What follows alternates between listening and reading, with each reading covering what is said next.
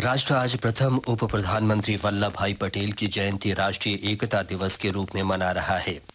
इस अवसर पर प्रधानमंत्री नरेंद्र मोदी ने आज राष्ट्रीय राजधानी दिल्ली में राजपथ पर झंडी दिखाकर एकता दौड़ की शुरुआत की।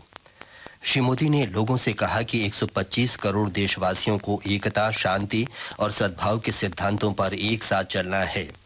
उन्होंने लोगों से सरदार पटेल के देश की एकता और अखंडता के लिए किए गए कार्यों और उनके जीवन से प्रेरणा लेने को कहा। श्री मोदी ने कहा कि सरदार पटेल ने स्वतंत्र और आधुनिक भारत का निर्माण और उत्थान सुनिश्चित करने के लिए अपनी पूरी शक्ति और विवेक से निर्णय किया। श्री मोदी ने कहा कि भारत वंशवाद की राजनीति उचित नहीं है। सरदार पटेल का स्मरण करते हुए श्री मोदी ने कहा कि उन्होंने अपने किसी भी पारिवारिक सदस्य को राजनीति के लिए प्रेरित नहीं किया। श्री मोदी ने कहा कि सरकार एक भारत श्रेष्ठ भारत अभियान शुरू करने की योजना बना रही है। उन्होंने कहा कि इस योजना में हर वर्ष 2 अलग-अलग राज्यों को सहभागी बनने का अवसर दिया जाएगा। श्री मोदी ने हजारों लोगों को एकता की शपथ भी दिलाई। इन लोगों में राजपथ पर एकत्र हुए स्कूलों और कॉलेजों के विद्यार्थी, अर्धसैनिक बलों के जवान शामिल थे।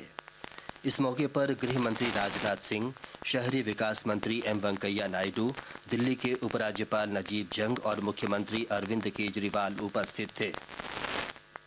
राजस्थान में खाद्य सुरक्षा कानून के तहत आज अन्नपूर्णा भंडार योजना शुरू की गई।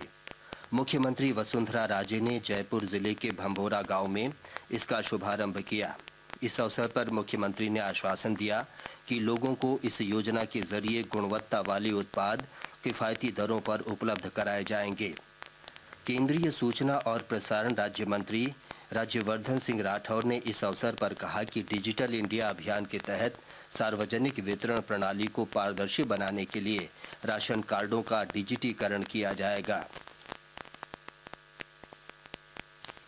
देश आज पूर्व प्रधानमंत्री इंदिरा गांधी के 31वें शहीद दिवस पर उन्हें याद कर रहा है। राष्ट्रीय राजधानी दिल्ली में स्वर्गीय इंदिरा गांधी के स्मारक शक्ति स्थल पर स्मृति सभा का आयोजन किया गया। राष्ट्रपति प्रणब मुखर्जी, उपराष्ट्रपति हामिद अंसारी, पूर्व प्रधानमंत्री मनमोहन सिंह और कांग्रेस अध्यक्ष सोनिया गांधी ने स्वर्गीय इंदिरा गांधी की समाधि शक्ति स्थल पर पुष्पांजलि अर्पित की। इस अवसर पर राष्ट्र निर्माण में उनके योगदान को उजागर करने के लिए कई समारोह आयोजित किए जा रहे हैं। बिहार में विधानसभा चुनाव के चौथे चरण के लिए सुरक्षा के व्यापक प्रबंध किए गए हैं। इस चरण के लिए कल मतदान होगा। इसमें 7 जिलों के 55 निर्वाचन क्षेत्रों में वोट डाले जाएंगे। स्वतंत्र और निष्पक्ष मतदान सुनिश्चित करने के लिए सुरक्षा बल के 1,20,000 से ज्यादा जवानों को तैनात किया गया है। उत्तर प्रदेश में अखिलेश यादव सरकार में आज 20 नए मंत्रियों को शामिल किया गया। लखनऊ में राजभवन में नए मंत्रियों को शपथ दिलाई गई। इसमें 11 नए मंत्री हैं, जबकि 9 का दर्जा बढ़ाया गया है। केंद्रीय वित्त मंत्री अरुण जेटली ने विकास दर में और तेजी लाने का आह्वान करते हुए आज कहा कि भारत 7.5% की विकास दर से संतुष्ट नहीं रह सकता। श्री जेटली आज मुंबई में रियल एस्टेट पर आयोजित सम्मेलन में बोल रहे थे। रूस का एक विमान आज मिस्र के मध्य सिनाई प्रायद्वीप में दुर्घटनाग्रस्त हो गया। विमान में 200 से अधिक लोग सवार थे। मिस्र के प्रधानमंत्री ने दुर्घटना की पुष्टि की है। विमान का मलबा हसना इलाके में मिला है। भारतीय अंतरिक्ष अनुसंधान संगठन इसरो के संचार उपग्रह TSAT-15 को 10 नवंबर को अंतरिक्ष में छोड़ने के लिए सभी तैयारियां पूरी कर ली गई हैं। इसे फ्रेंच गयाना से एरियन 5 रॉकेट द्वारा छोड़ा जाएगा।